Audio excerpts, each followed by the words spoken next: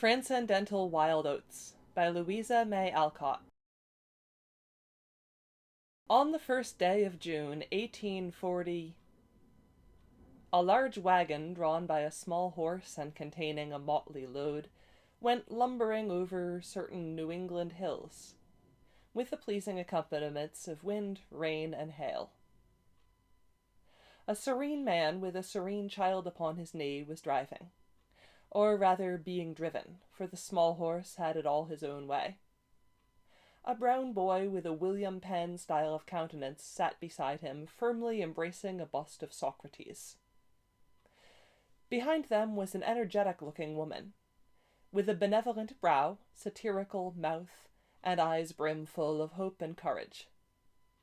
A baby reposed upon her lap, a mirror leaned against her knee, and a basket of provisions danced about at her feet as she struggled with a large unruly umbrella. Two blue-eyed little girls, with hands full of childish treasures, sat under one old shawl chatting happily together. In front of this lively party stalked a tall, sharp-featured man in a long blue cloak, and a fourth small girl trudged alone beside him through the mud as if she rather enjoyed it. The wind whistled over the bleak hills, the rain fell in a despondent drizzle, and twilight began to fall. But the calm man gazed as tranquilly into the fog as if he beheld a radiant bow of promise spanning the grey sky. The cheery woman tried to cover everyone but herself with a big umbrella. The brown boy pillowed his head on the bald pate of Socrates and slumbered peacefully. The little girls sang lullabies to their dolls in soft maternal murmurs. The sharp-nosed pedestrian marched steadily on with the blue cloak streaming out behind him like a banner, and the lively infant splashed through the puddles with a duck-like satisfaction pleasant to behold. Thus, these modern pilgrims journeyed, hopefully, out of the old world, to found a new one in the wilderness. The editors of The Transcendental Tripod had received from Messrs. Lion and Lamb, two of the aforesaid pilgrims, a communication from which the following statement is an extract. We have made arrangements with the proprietor of an estate of about 100 acres which liberates this tract from human ownership. Here we shall prosecute our effort to initiate a family, in harmony with the primitive instincts of man. Ordinary secular farming is not our object. Fruit, grain, pulse, herbs, flax, and other vegetable products receiving assiduous attention will afford ample manual occupation and chaste supplies for the bodily needs. It is intended to adorn the pastures with orchards, and to supersede the labor of cattle by the spade and the pruning knife. Consecrated to human freedom, the land awaits the sober culture of devoted men.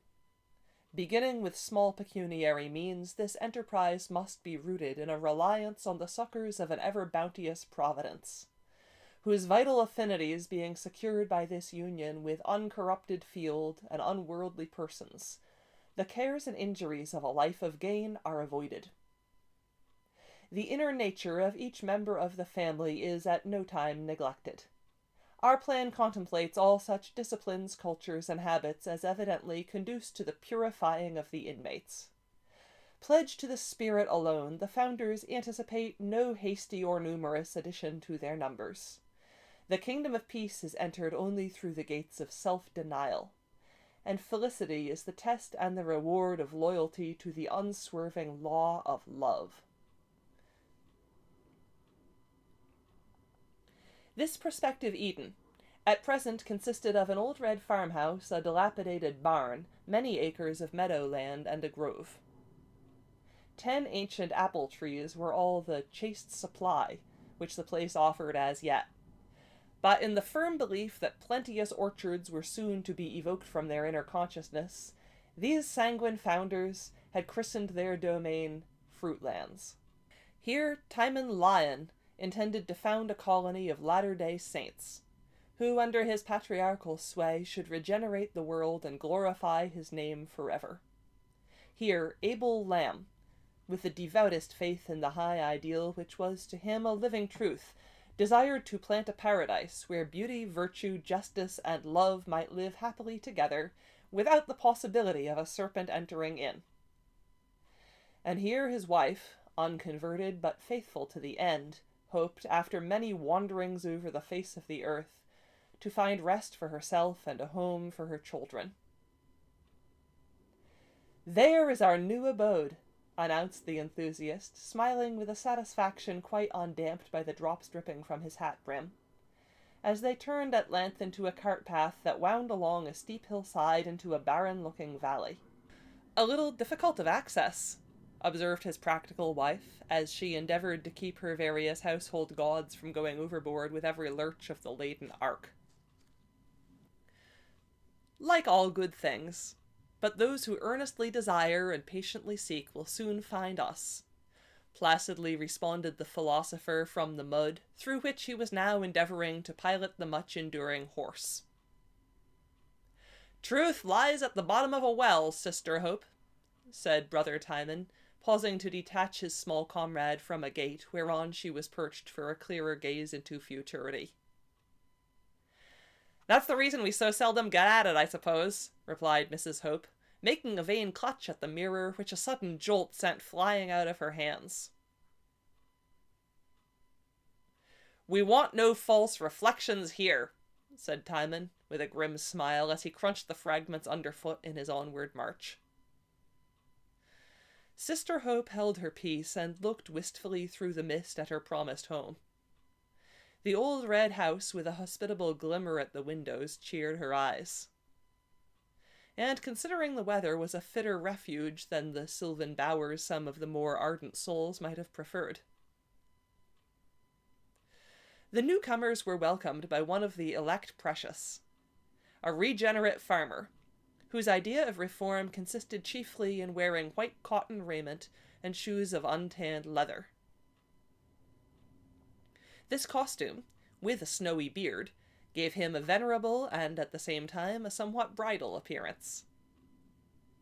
The goods and chattels of the society not having arrived, the weary family reposed before the fire on blocks of wood, while Brother Moses White regaled them with roasted potatoes, brown bread and water, in 2 plates, a tin pan, and 1 mug, his table service being limited.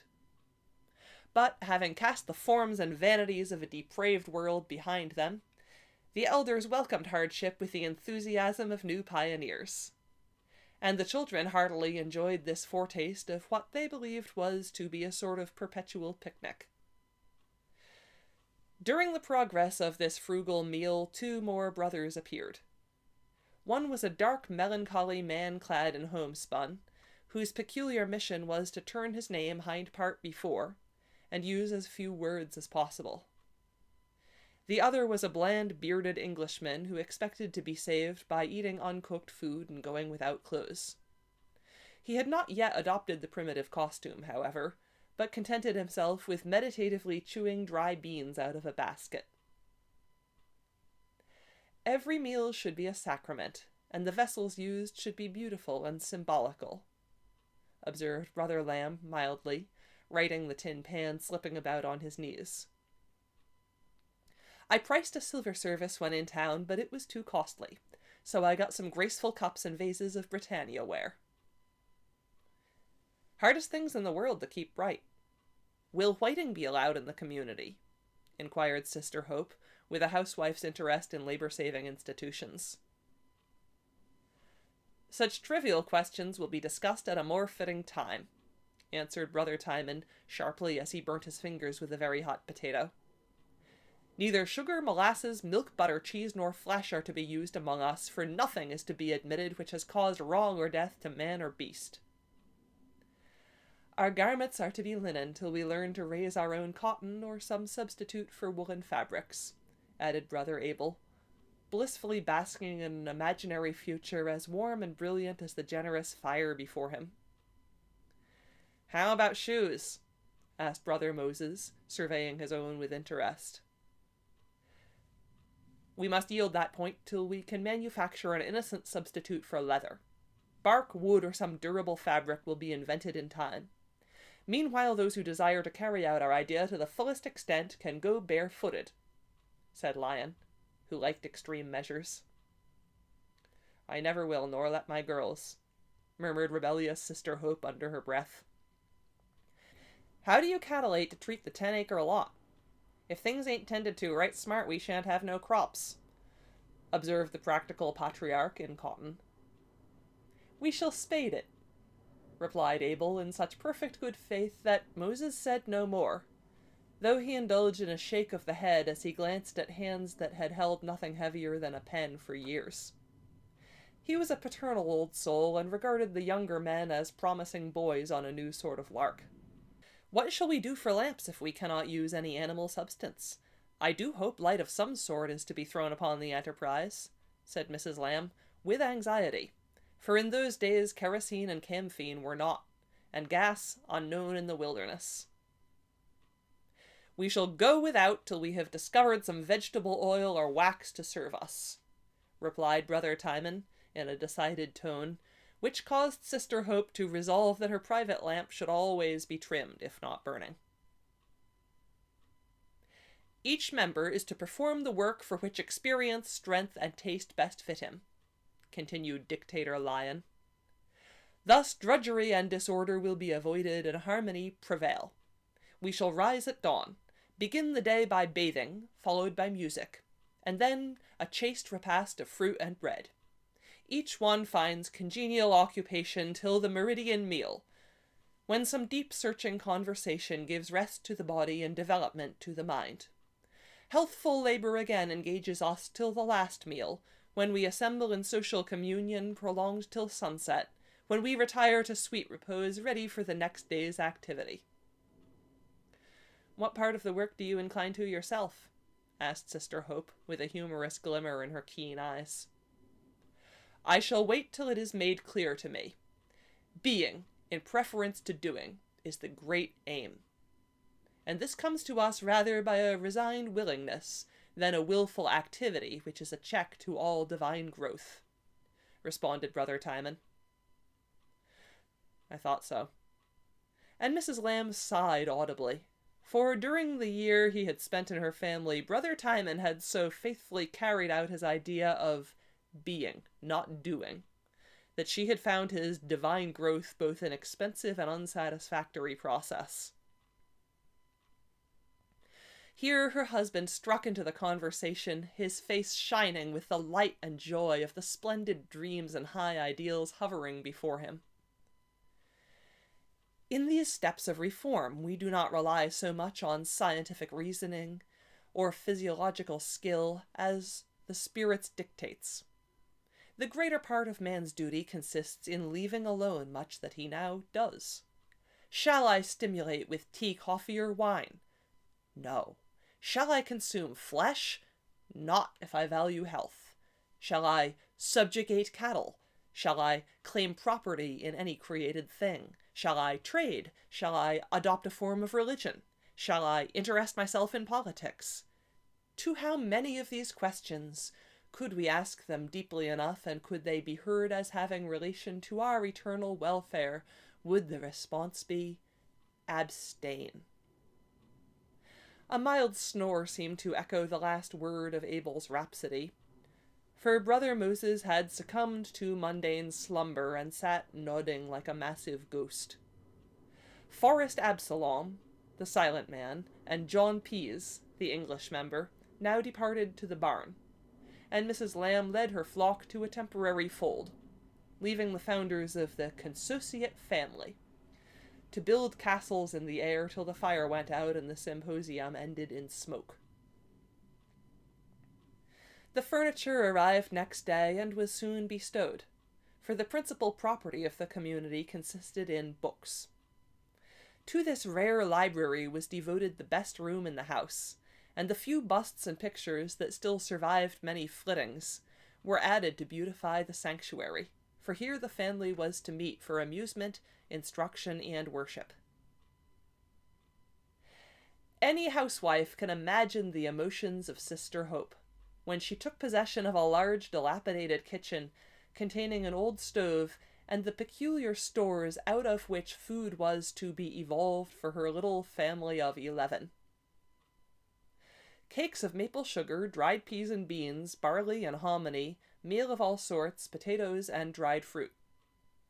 No milk, butter, cheese, tea, or meat appeared. Even salt was considered a useless luxury, and spice entirely forbidden by these lovers of Spartan simplicity. A 10 years' experience of vegetarian vagaries had been good training for this new freak, and her sense of the ludicrous supported her through many trying scenes. Unleavened bread, porridge, and water for breakfast. Bread, vegetables, and water for dinner. Bread, fruit, and water for supper, was the bill of fare ordained by the elders. No teapot profaned that sacred stove. No gory steak cried aloud for vengeance from her chaste gridiron. And only a brave woman's taste, time, and temper were sacrificed on that domestic altar. The vexed question of light was settled by buying a quantity of bayberry wax for candles. And on discovering that no one knew how to make them, pine knots were introduced, to be used when absolutely necessary. Being summer, the evenings were not long, and the weary fraternity found it no great hardship to retire with the birds. The inner light was sufficient for most of them. But Mrs. Lamb rebelled.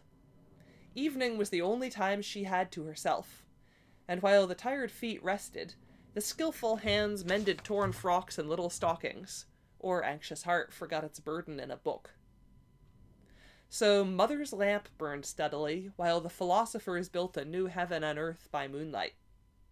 And through all the metaphysical mists and philanthropic pyrotechnics of that period, Sister Hope played her own little game of throwing light, and none but the moths were the worse for it.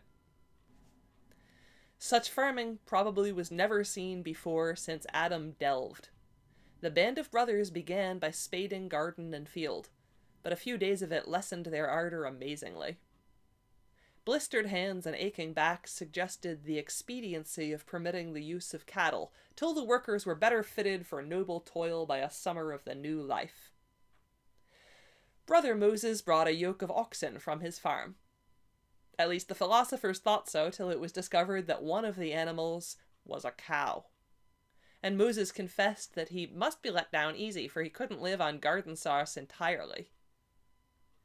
Great was Dictator Lion's indignation at this lapse from virtue.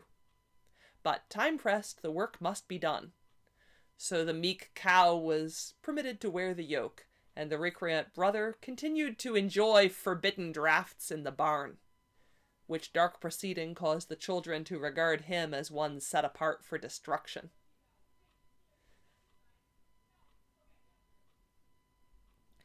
The sewing was equally peculiar, for, owing to some mistake, the 3 brethren who devoted themselves to this graceful task found when about half through the job that each had been sowing a different sort of grain in the same field. A mistake which caused much perplexity, as it could not be remedied. But after a long consultation and a good deal of laughter, it was decided to say nothing and see what would come of it. The garden was planted with a generous supply of useful roots and herbs, but, as manure was not allowed to profane the virgin soil, few of these vegetable treasures ever came up. Purslanes reigned supreme, and the disappointed planters ate it philosophically, deciding that nature knew what was best for them, and would generously supply their needs if they could only learn to digest her salads and wild roots. The orchard was laid out, a little grafting done, new trees and vines set, regardless of the unfit season and entire ignorance of the husbandmen, who honestly believed that in the autumn they would reap a bounteous harvest. Slowly things got into order, and rapidly rumors of the new experiment went abroad, causing many strange spirits to flock thither, for in those days communities were the fashion and transcendentalism raged wildly. Some came to look on and laugh, some to be supported in poetic idleness, a few to believe sincerely and work heartily. Each member was allowed to mount his favorite hobby and ride it to his heart's content. Very queer were some of the riders, and very rampant some of the hobbies. One youth, believing that language was of little consequence if the spirit was only right, startled newcomers by blandly greeting them with, "Good morning, damn you!" and other remarks of an equally mixed order. A second irrepressible being held that all the emotions of the soul should be freely expressed, and illustrated his theory by antics that would have sent him to a lunatic asylum, if, as an unregenerate wag said, he had not already been in one. When his spirit soared, he climbed trees and shouted. When doubt assailed him, he lay upon the floor and groaned lamentably. At joyful periods he raced, leaped, and sang. When sad, he wept aloud. And when a great thought burst upon him in the watches of the night, he crowed like a jocund cockerel, to the great delight of the children and the great annoyance of the elders. One musical brother fiddled whenever so moved, sang sentimentally to the 4 little girls, and put a music box on the wall when he hoed corn. Brother Pease ground away at his uncooked food, or browsed over the farm on sorrel, mint, green fruit, and new vegetables. Occasionally he took his walks abroad, airily attired in an unbleached cotton poncho, which was the nearest approach to the primeval costume he was allowed to indulge in. At midsummer, he retired to the wilderness to try his plan where the woodchucks were without prejudices, and huckleberry bushes were hospitably full. A sunstroke unfortunately spoilt his plan, and he returned to semi-civilization a sadder and wiser man. Forest Absalom preserved his Pythagorean silence, cultivated his fine dark locks, and worked like a beaver, setting an excellent example of brotherly love, justice, and fidelity by his upright life. He it was who helped overworked Sister Hope with her heavy washes, kneaded the endless succession of batches of bread, watched over the children, and did the many tasks left undone by the brethren who were so busy discussing and defining great duties that they forgot to perform the small ones. Moses White placidly plodded about, chorin' round, as he called it, looking like an old-time patriarch with his silver hair and flowing beard, and saving the community from many a mishap by his thrift and Yankee shrewdness. Brother Lion domineered over the whole concern, for, having put the most money into the speculation, he was resolved to make it pay. As if anything founded on an ideal basis could be expected to do so by any but enthusiasts. Abel Lamb simply reveled in the newness, firmly believing that his dream was to be beautifully realized, and in time, not only little fruitlands, but the whole earth be turned into a happy valley. He worked with every muscle of his body, for he was in deadly earnest. He taught with his whole head and heart, planned and sacrificed, preached and prophesied, with a soul full of the purest aspirations, most unselfish purposes, and desires for a life devoted to God and man, too high and tender to bear the rough usage of this world. It was a little remarkable that only one woman ever joined this community. Mrs. Lamb merely followed wheresoever her husband led, as ballast for his balloon, as she said in her bright way. Miss Jane Gage was a stout lady of mature years, sentimental, amiable, and lazy. She wrote verses copiously, and had vague yearnings and graspings after the unknown, which led her to believe herself fitted for a higher sphere than any she had yet adorned. Having been a teacher, she was set to instructing the children in the common branches. Each adult member took a turn at the infants, and as each taught in his own way, the result was a chronic state of chaos in the minds of these much-afflicted innocents. Sleep, food, and poetic musings were the desires of dear Jane's life, and she shirked all duties as clogs upon her spirit's wings. Any thought of lending a hand with the domestic drudgery never occurred to her. And when, to the question, "Are there any beasts of burden on the place?" Mrs. Lamb answered with a face that told its own tale, "Only one woman." The buxom Jane took no shame to herself, but laughed at the joke and let the stout-hearted sister tug on alone. Unfortunately, The poor lady hankered after the flesh pots, and endeavoured to stay herself with private sips of milk, crackers, and cheese, and on one dire occasion she partook of fish at a neighbour's table. One of the children reported this sad lapse from virtue, and poor Jane was publicly reprimanded by Timon. "I only took a little bit of the tail," sobbed the penitent poetess. "Yes, but the whole fish had to be tortured and slain that you might tempt your carnal appetite with that one taste of the tail. Know ye not, consumers of flesh meat, that ye are nourishing the wolf and tiger in your bosoms?" At this awful question, and the peal of laughter which arose from some of the younger brethren, tickled by the ludicrous contrast between the stout sinner, the stern judge, and the naughty satisfaction of the young detective, poor Jane fled from the room to pack her trunk and return to the world, where fishes' tails were not forbidden fruit.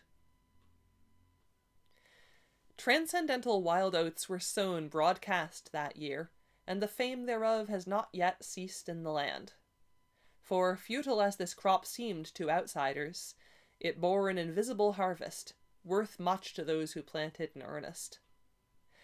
As none of the members of this particular community have ever recounted their experiences before, a few of them may not be amiss, since the interest in these attempts has never died out, and Fruitlands was the most ideal of all these castles in Spain. A new dress was invented, since cotton, silk, and wool were forbidden as the product of slave labor, worm slaughter, and sheep robbery. Tunics and trousers of brown linen were the only wear. The women's skirts were longer and their straw hat brims wider than the men's, and this was the only difference. Some persecution lent a charm to the costume, and the long-haired, linen-clad reformers quite enjoyed the mild martyrdom they endured when they left home. Money was abjured as the root of all evil. The produce of the land was to supply most of their wants, or be exchanged for the few things they could not grow. This idea had its inconveniences, but self-denial was the fashion, and it was surprising how many things one can do without. When they desired to travel, they walked, if possible, begged the loan of a vehicle, or boldly entered car or coach, and, stating their principles to the officials, took the consequences. Usually their dress, their earnest frankness, and gentle resolution won them a passage. But now and then they met with hard usage, and had the satisfaction of suffering for their principles. On one of these penniless pilgrimages they took passage on a boat, and when fare was demanded, artlessly offered to talk instead of pay. As the boat was well under way, and they actually had not a cent, there was no help for it. So, brothers Lion and Lamb held forth to the assembled passengers in their most eloquent style.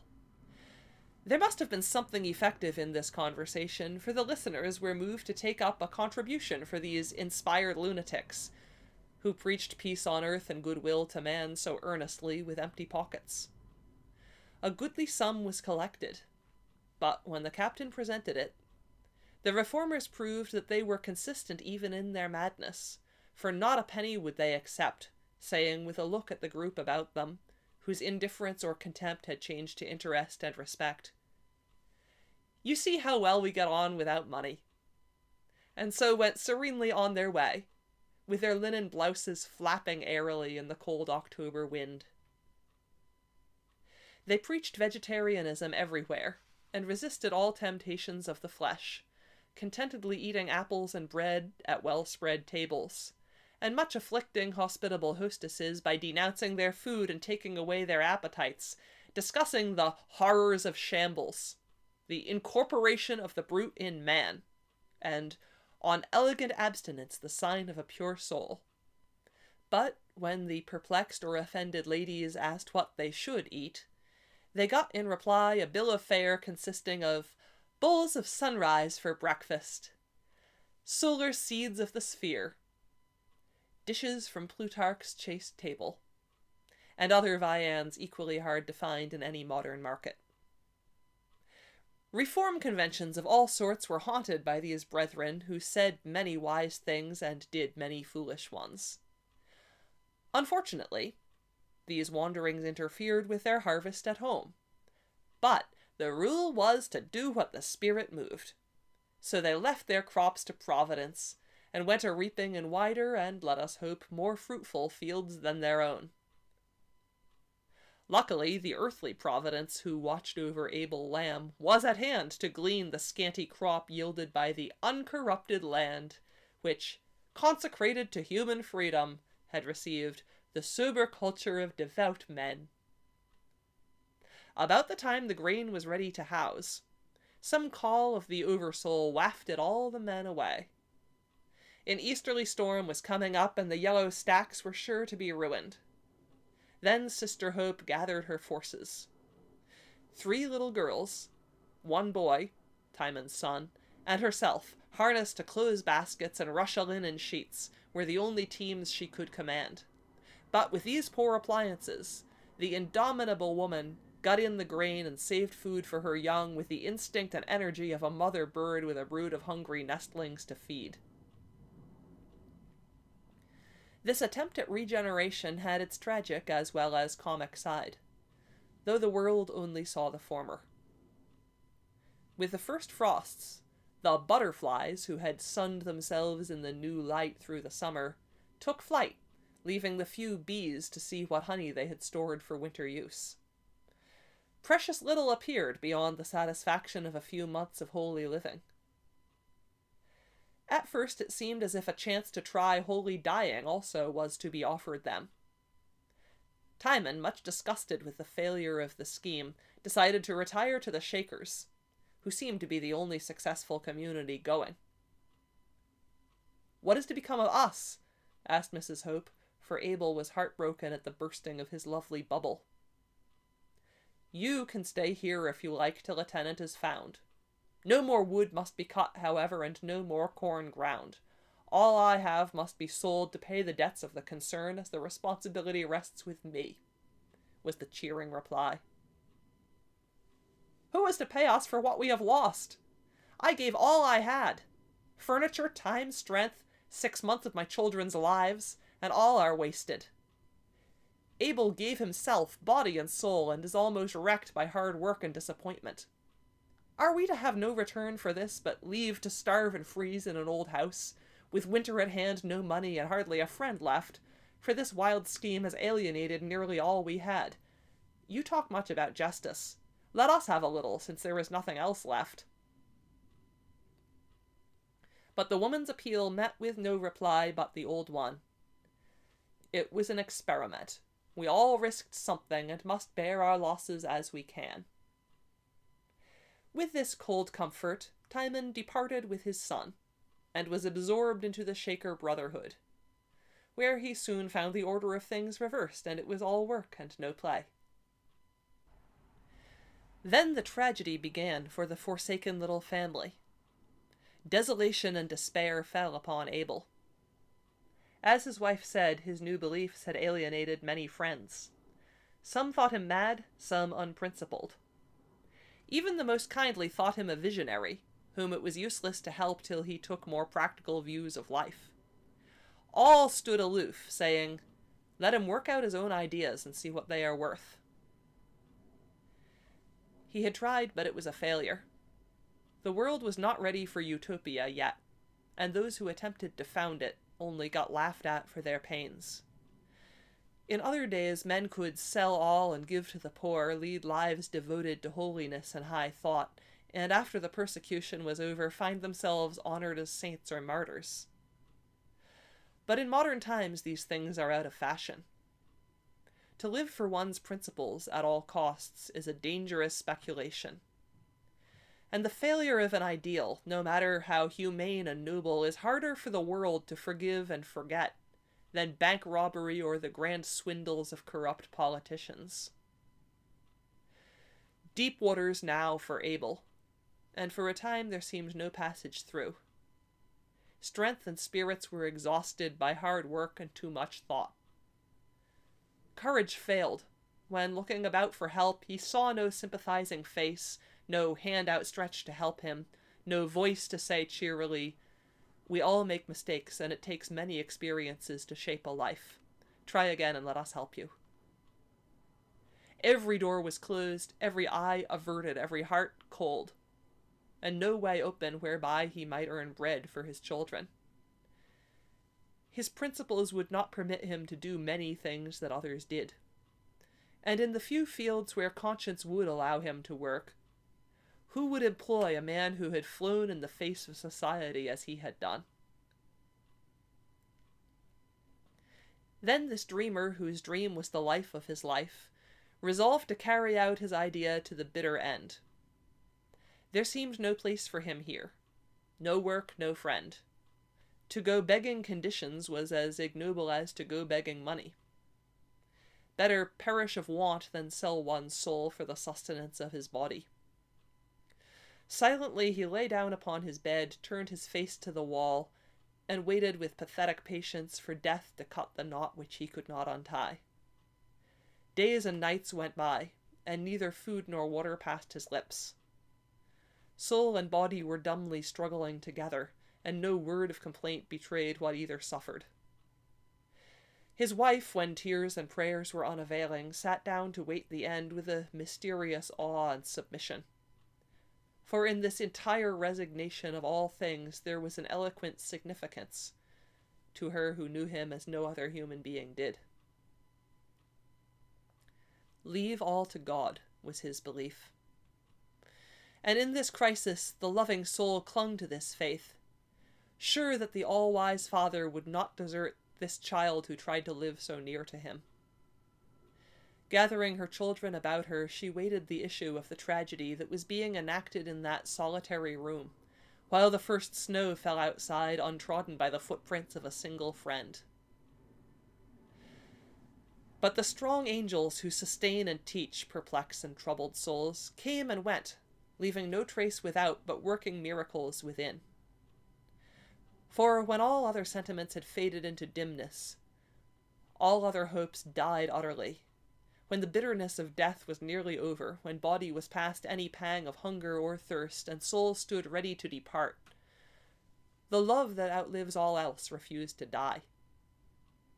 Head had bowed to defeat, hand had grown weary with too heavy tasks, but heart could not grow cold to those who lived in its tender depths, even when death touched it. My faithful wife, my little girls, they have not forsaken me, they are mine by ties that none can break.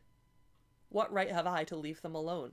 What right to escape from the burden and the sorrow I have helped to bring? This duty remains to me, and I must do it manfully. For their sakes the world will forgive me in time. For their sakes God will sustain me now. Too feeble to rise, Abel groped for the food that always lay within his reach, and in the darkness and solitude of that memorable night ate and drank what was to him the bread and wine of a new communion, a new dedication of heart and life to the duties that were left him when the dreams fled. In the early dawn, when that sad wife crept fearfully to see what change had come to the patient face on the pillow, she found it smiling at her, saw a wasted hand outstretched to her, and heard a feeble voice cry bravely, "Hope." What passed in that little room is not to be recorded except in the hearts of those who suffered and endured much for love's sake. Enough for us to know that soon the wan shadow of a man came forth, leaning on the arm that never failed him, to be welcomed and cherished by the children who never forgot the experiences of that time. Hope was the watchword now. And while the last logs blazed on the hearth, the last bread and apples covered the table, the new commander, with recovered courage, said to her husband, "Leave all to God and to me. He has done his part, now I will do mine." "But we have no money, dear." "Yes, we have. I sold all we could spare, and have enough to take us away from this snowbank." "Where can we go?" "I have engaged 4 rooms at our good neighbor Lovejoy's. There we can live cheaply till spring. Then for new plans and a home of our own, please God." "But Hope, your little store won't last long, and we have no friends." "I can sew and you can chop wood. Lovejoy offers you the same pay as he gives his other men. My old friend Mrs. Truman will send me all the work I want, and my blessed brother stands by us to the end. Cheer up, dear heart, for while there is work and love in the world, we shall not suffer. And while I have my good angel Hope, I shall not despair, even if I wait another 30 years before I step beyond the circle of the sacred little world in which I still have a place to fill. So, one bleak December day, with their few possessions piled on an ox sled, the rosy children perched atop, and the parents trudging arm in arm behind, the exiles left their Eden and faced the world again. Ah me, my happy dream! How much I leave behind that never can be mine again, said Abel, looking back at the lost paradise lying white and chill in its shroud of snow. Yes, dear, but how much we bring away, answered brave-hearted Hope, glancing from husband to children. Poor Fruitlands, the name was as great a failure as the rest, continued Abel, with a sigh as a frost-bitten apple fell from a leafless bough at his feet. But the sigh changed to a smile, as his wife added in a half-tender, half-satirical tone, Don't you think Apple Slump would be a better name for it, dear?